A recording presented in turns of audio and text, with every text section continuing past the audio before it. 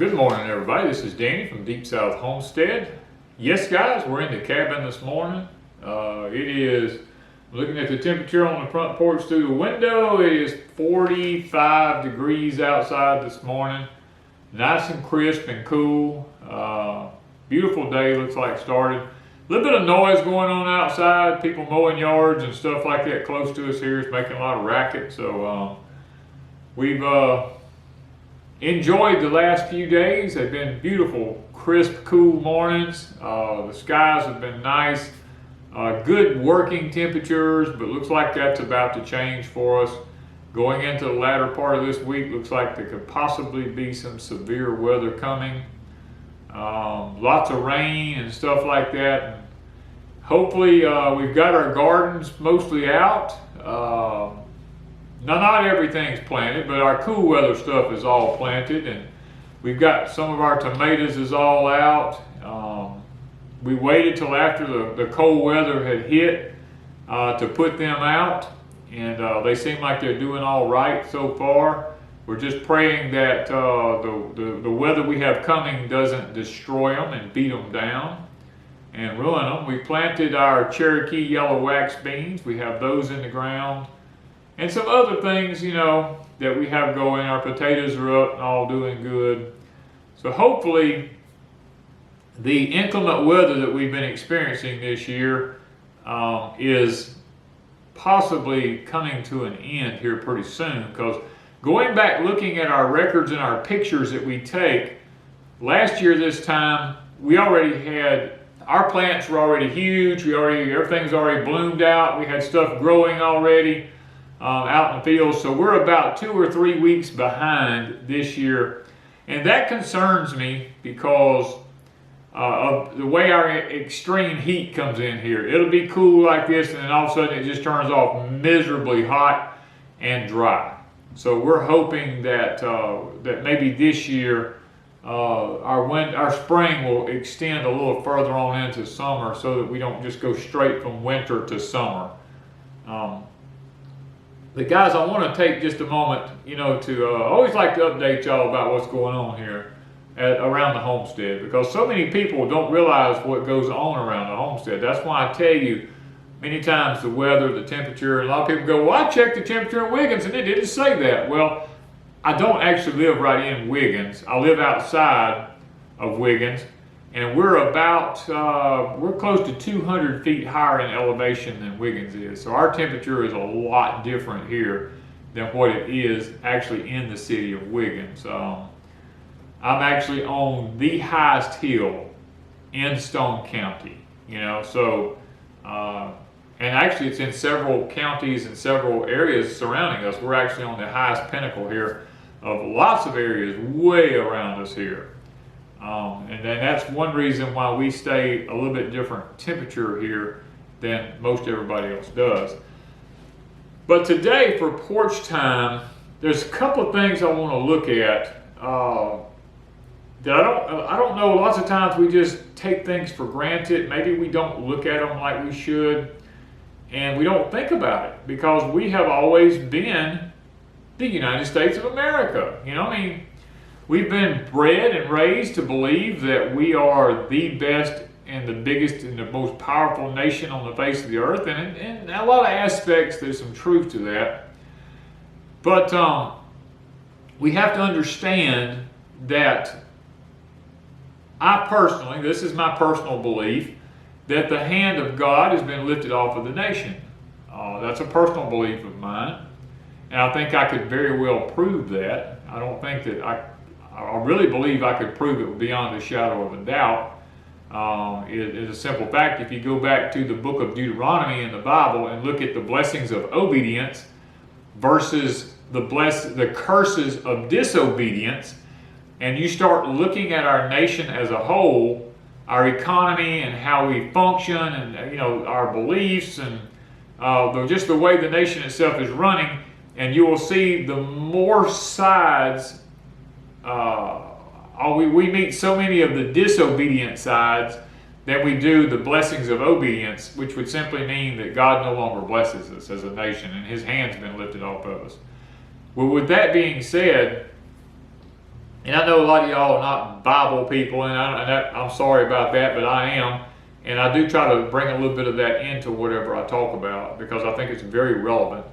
And if if you're not a Bible person, just hang around for the rest of Porch Time, because there's lots of things I talk about in here that's not Bible related. But I do like to try to tie in for those that are Bible people, keeping it all up to date, biblically speaking.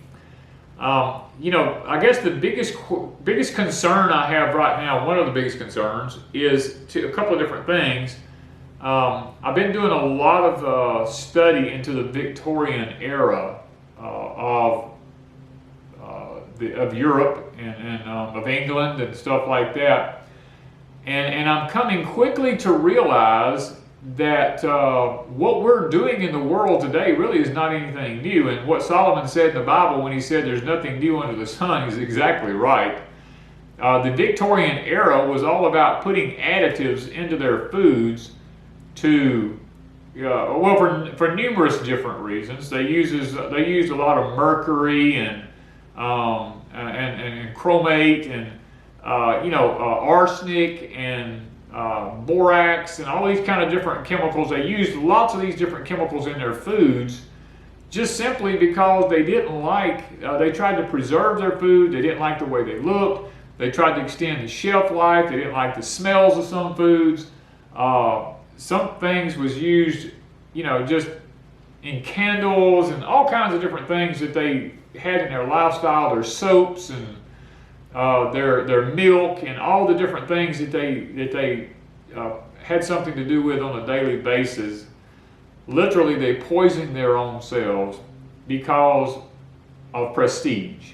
And in the country that we live in today, in the United States of America, we basically do the same thing. It's all about business now. It's all about shelf-stable stuff. It's all about extending things to last as long as they can with preservatives and stuff like that. And our bodies, y'all have heard me talk about this, our bodies are made of organic matter, and we don't take into things that are synthetic. Our bodies does not function well with that. So, they did it during the Victorian era, which was between, it was around 1830 something to 1836, I think, somewhere around that area, to about 1900 or 1901 in that area, where Queen Victoria reigned, and it was called the Victorian era because of things that they just implemented during that time. Now, I'm not a scholar on that by no means, but I have been doing a lot of reading up on it here lately. That's where I've been spending a good bit of my time. And trying to associate things that happened then with what's happening now in our own country. And I'm quickly coming to the realization that we're no different than they were. We want our stuff to last a long time and to be pretty on the grocery store shelves and things to this nature. We don't like certain scents in the house and stuff to this nature, and we don't like texture. There's all kinds of things that we don't like now. And our forefathers, my daddy, I use my daddy a lot, but my daddy would set the milk out on the counter. He would tell my mama, he'd say, leave a gallon of that milk sitting out and let it clabber, because that's what I want to drink. And my daddy would drink clabbered milk. And how in the world he did that, I have no clue. It made me so sick just to smell it. But my daddy loved it, and he stayed as healthy as a horse. And he always would say, if y'all don't learn how to get some more good bacteria back into your gut, he said, you're going to stay sickly, And I would try it, but it just about made me sick, And I just never quite learned that. He would always, at night before he went to bed, he'd have cornbread and milk, things to this nature. And the eras have changed. And I guess that's the point I'm trying to make here, is the eras are changing. We came out of the Victorian era, we went into another era. But the Victorian era was more of an industrialization era, when things were changing from being just old, what I call really old school, everything hand, to more industrialized and people were more fancy. The homes were fancy. The ladies' clothes were fancy. Now, the sad part about this is there was a lot of crime that took place during that era. The major crime for women was prostitution. You know, sex was a big thing during that time. A lot of prostitution went on. A lot of petty thieving, you know, petty theft and stuff to this nature.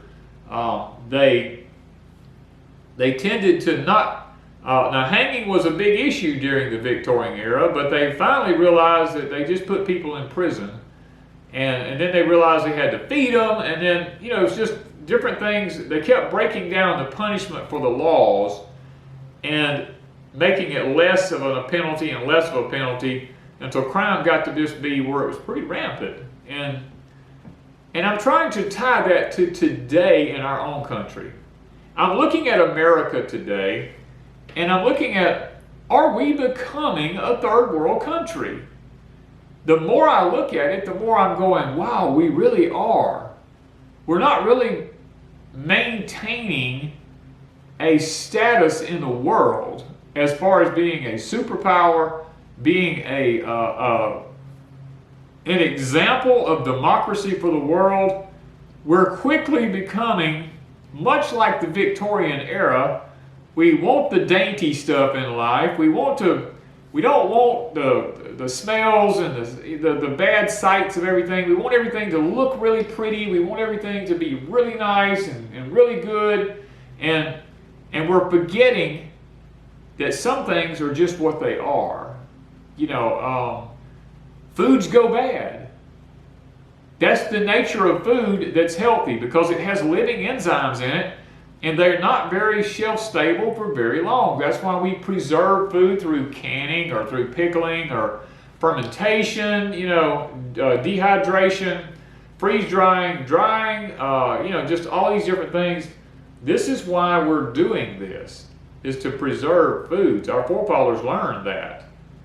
They used lots of salting of things of this nature to preserve the food harvest. And today we want to try to do it chemically rather than doing it the old-fashioned healthy way.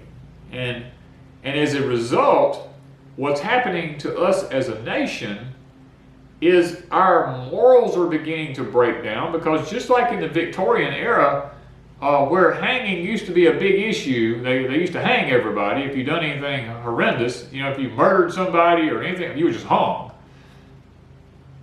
Then the penalties got lighter and lighter and lighter, and crime become more rampant. Same thing here in America. I mean, used to we had the death penalty. If somebody, you know, murdered someone, you know, you could get the death penalty. Well, lots of states have now abolished the death penalty, which I'm not going to go into that. That's at your own personal belief. I have my own personal belief about it. But lots of states have abolished it, and as a result, crime has gone up. Murder has gone up. And then there's lots of different types of crimes that's going on, because really and truly today, the world that we live in, the penalty for a lot of the crimes just don't meet what the crime, you know, they're just not bad enough for the crime that's being committed. You know, if someone murders somebody, that's a pretty serious issue, you know. That person, if you took a bunch of people's life, in my opinion, your life should be taken. You know, because you took people's lives. Now, I understand accidents. If an accident happens, then I don't think that a person should have to give their life. But if someone intentionally, and it's proven that they take a life, then I think their life should be taken. And that way I think it would deter a lot of what's going on in our country. Now, I'm probably going to get a lot of thumbs down because of that opinion, but it is my opinion, and you have yours. It's a free country right now, and that's kind of our right and our freedom.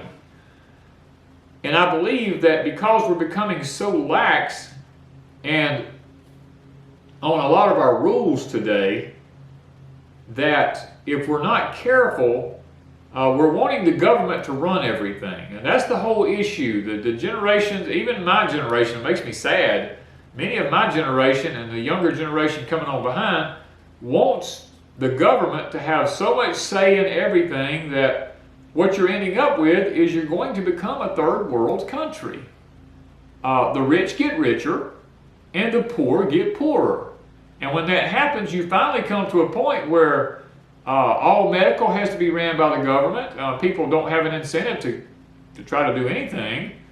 They live under socialism and this type of stuff, and it kind of and communism. It kind of opens the door for people to be more depressed than anything else, because there's no drive to be a better person.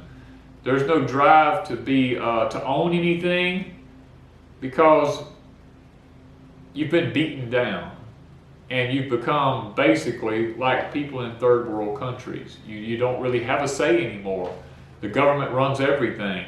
And I'm afraid that right there is where we're headed. And it looks like that it's happening at a snowball pace. Because all it's going to take to make this come to fruition is for our Second Amendment rights to be pulled from us. And the present administration is making no quarrels or no about it. They're making it an agenda, and that kind of bothers me, because if you go throughout history and you study any nation that pulled the weapons from their people, right after that happened, there was massive slaughters of people in that country. The government went through and they literally slaughtered hundreds of thousands of millions of people in their countries. And they done it in the name of progress and a rebellion. Oh, they were rebelling. Well, I mean, there is a time that it's right to rebel, and there's a time to make a stand. If something immorally wrong is going on, it's a time to take a stand. And the sad part about it is today, a lot of our laws are calling these hate crimes and stuff like this, when there's some things going on that's just not hate crimes. They're just pure common sense. When you try to take someone's freedom of speech away from them, or their right to bear an arm, their right to own land, to have a business, things to this nature, then you're infringing upon their rights as a human being. And it's time to stand during things like that. And I'm not an advocate of violence. I don't believe in it. I think it's wrong.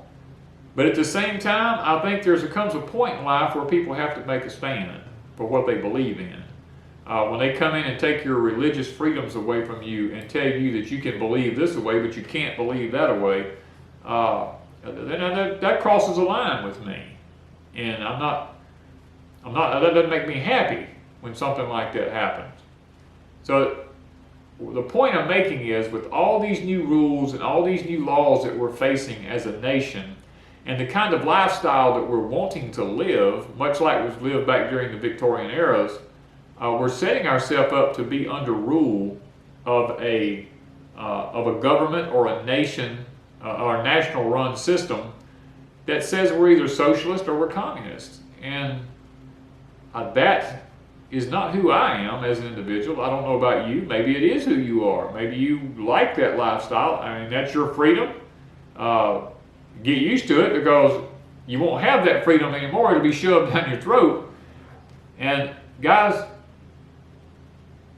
the thing is today, nobody wants you to succeed. They don't want the middle class in America anymore. And when you take the middle class away, you take away the freedom of a nation, and you take away the nation's ability to be a superpower or anything else. You then become a third world country. And I can give you some examples of how these things are coming about. One is they're talking about raising the taxes, and you can do your own study on this, They're talking about raising the taxes on people who make $400,000 a year or more. And a lot of people go, well, the rich people ought to have to pay more taxes, you know. Well, I've been a business owner most all my life. And let me tell you how that works, if you don't already know. If I own a business, which I used to, and I made $400,000 a year or more, and the government hits me with all these taxes, I'm not paying them. I'm not going to pay them. And I'll guarantee you 99.9999% of all businesses in America today is saying exactly the same thing, because I wouldn't pay them. Because it would make me angry. So what I would do is I would raise the price of my goods, and I would pass that on to the person who's buying from me, so that they, in return, are going to pay for what I'm not going to pay for. And when I get the extra money in, I'm just going to send it to the government, which literally meant I didn't pay it, the person under me paid it. And guys, that's exactly what businesses do. When they talk about raising the taxes on the people who make $400,000 or more, it's just a polite way of saying we're going to tax the poor to death. Because those people are not going to pay it. I can tell you, because I know I wouldn't. And the sad part is the mentality of most of our people today is, the poorer people and the common people, should I say, now it's just common everybody, because very few people now make $400,000 a year or more. So that means that a majority of the United States is going to have to pay for this, which means that your price for everything you buy, anything from gasoline on up, is going to go up in price. Your groceries, anything you purchase is going to go up and be more expensive. You're going to be filling in this gap, not the wealthy. And it's high time that we as citizens understand that we're being taken advantage of in lots of ways, and that we're headed toward becoming a third world country very fast. And it's done through plain English, in plain sight, and people are just not seeing it. And I don't understand how people can't see that. And it's going to become pretty soon where it's just like it speaks of in the book of Revelations, where it says it will take a day's wages to buy a loaf of bread, which simply means it'll take a day's wages, it'll take all you can earn in a day to buy enough food to feed one person in your family. Now, who's going to get that food for a day? How many people's in your family? That's where we're headed, because that's where the Bible says we're going to be headed. The Bible says that will happen. And people's always talk about, well, I'm buying gold and silver, I'm going to do this and I'm doing that. Well, you can do that, and it's a pretty good hedge for a while, but all it takes is a stroke of a pen, and gold can be made illegal, just like it was under, Eisenhower or Roosevelt's administration that made it illegal, and you could not even own gold. You were given a certain amount of time to turn it back in. If you didn't, you were found with it. You were found it to be a crime to have it, and you could be punished. All it takes is a stroke of a pen, they take it all away. And then you got to look over into the Bible, and what does the Bible have to say about it? I believe it's in Ezekiel. It talks about that people in the latter days of the age will actually cast their gold and silver into the streets, because there'll be people who will actually have it. They'll throw it into the streets, and they'll curse it because you can't eat it, which tells me that there's going to be an issue with food. And if Revelation says it's going to take a day's wages to buy enough food to feed one person for a day, it tells me there's going to be an issue with food. So where should we be putting our money, and where should we be putting our time and our efforts? Into food production, into a way to be sustainable. This is what we should be doing as a nation. Instead of worrying about all the things that's going on in the world, we should be, as individuals, we should be getting back to what we called during World War I and World War II, the victory gardens that our country advised people, plant victory gardens. We're running low on food. We're having to support the war efforts. There's not as many farmers out there as there used to be. Plant a victory garden. And many people did. They planted victory gardens. They planted community gardens where people could get together and grow their own food and stuff of this nature. That's where we need to be, is ramping up our food production. A lot of people tell me, well, I can't afford a greenhouse. Well, you can't afford not to have one with what's coming. I'm trying to figure out the right words. With the tampering of the atmosphere and everything that's going on around us, and the weather modification and stuff like this, I'm trying to use words that won't get me in trouble. All the things like that that's going on around us, you're going to have a way to grow your food. And if you live in a limited area like suburbs or apartments and with balconies and stuff like this, you're going to have to invest in things like GreenStalks and things of this nature that you can put something over them to keep the weather from destroying your plants and things of this nature. This kind of stuff's out there. Wanda and I, actually, we love the GreenStalks. We grow a lot of our stuff in GreenStalks, like for kitchens, like quick food, like a kitchen garden. You put it right on the patio where the sun gets to it. And if it gets too hot, you can move it off the patio and put it in a shaded area because it's got rollers, got wheels on the bottom of it. You can roll them around. You can stack them to whatever height is comfortable for you. You can, however many of them you want. We have one for herbs, one for lettuces and stuff, for salads and tomatoes, and one for peppers. And you can just use them, and they're not that expensive. When deals go on them, you can really get some good deals. So there's really no excuse for anybody, hardly, to be able to have a way not to grow something. I mean, and if you don't have ground to till in, my mom and daddy raised tons of vegetables in just bags of potting soil with the top of the bag split open with a little drip hose in them from a 5-gallon bucket that they could adjust the amount of water that dripped into that bag. They'd fertilize and put stuff in that bags in their latter days of their age. And they actually grew vegetables in those bags out on the porches and stuff. I mean, it can be done. It's just that you got to look outside the box. And food production better become one of your number one things, and food preservation. If you better think about it, because the future's coming fast with all these things that's being pushed down our throats. And the fact that we may have to do without food in the very near future is very realistic. Now, a lot of people don't like to think about it. They it just scares me to death to think about the fact that these things might happen in our country. I don't like to think about those things. They cause me to become depressed and everything. Well, you can be depressed without food, or you can be depressed with food, is my way of looking at it. It don't make me happy. It makes me sad. But I try to turn, one of the things I was taught in martial arts as a young guy was turning fear into energy, into the ability to be able to conquer. And that's something that I've never forgotten. And I try to turn anything like that bothers me, and I think that we might be doing without. I try to turn that fear into energy. And a lot of people go, man, I don't know how you get as much done as you get done. You're like the Energizer Bunny. Well, things that bother me, I turn it into energy. The Bible tells me there'll come a day when I'll have plenty of time to sleep. When I pass away from this world, I'll have time to sleep all I want, because I won't be doing anything. But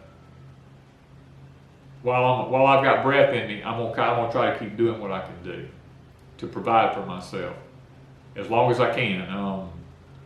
And people goes, well, I don't know what good it does. And people always got excuses. I don't know what good it's going to do. They're going to come take it away from you anyway. Oh, that may be true. That's why you do things called permaculture. You put things all out in the wild around you in the woods. You learn how to live off of things that grow wild in the woods. You plant trees and herbs and bushes and stuff like this that bear fruits. Just put them out in the weeds, in the flower beds and different things like this, so that they're not recognizable. And then when you have no food, you can fall back on those things. You can make soups and teas and things of this nature that will help you to survive. You can learn how to trap animals. There's different things out there. You need to get books on learning how to trap and stuff, because trapping is a whole lot better than hunting. Traps work 24 hours a day. and they catch a lot more food than people who hunt does. And so these are things our forefathers knew that it was not been passed down to lots of people.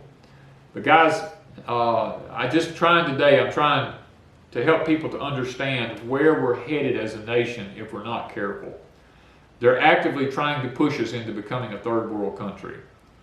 And if you don't believe me, go back and study and look up the history of the Victorian era from the mid-1800s to 1900 and see what happened about the poisoning of the food during that time and how people lived. What were some of the crimes? What were the punishment for crimes during that time? And you'll begin to see that how prosperity leads to degradation as a nation. Rome fell because of the same exact things. Pleasure, when people become so engulfed in pleasure because life becomes so good and so easy, it leads to a very sinful lifestyle that leads to punishment as a nation. And it doesn't have to be that way, but it tends to lead to that. And people forget God during those times. And, man's heart is wicked above all things, the Bible says. And it doesn't matter what we do, we're wicked people at our best. And the Bible says we're as filthy rags. There's no good in us, really. So we have to understand that. And guys, so today, I just want us to stop and take time to think about how important is it to produce our own food. It's probably the single most important thing, other than salvation, of your life that you'll ever do, is to learn how to produce your own food. Thank you guys from Deep South Homestead.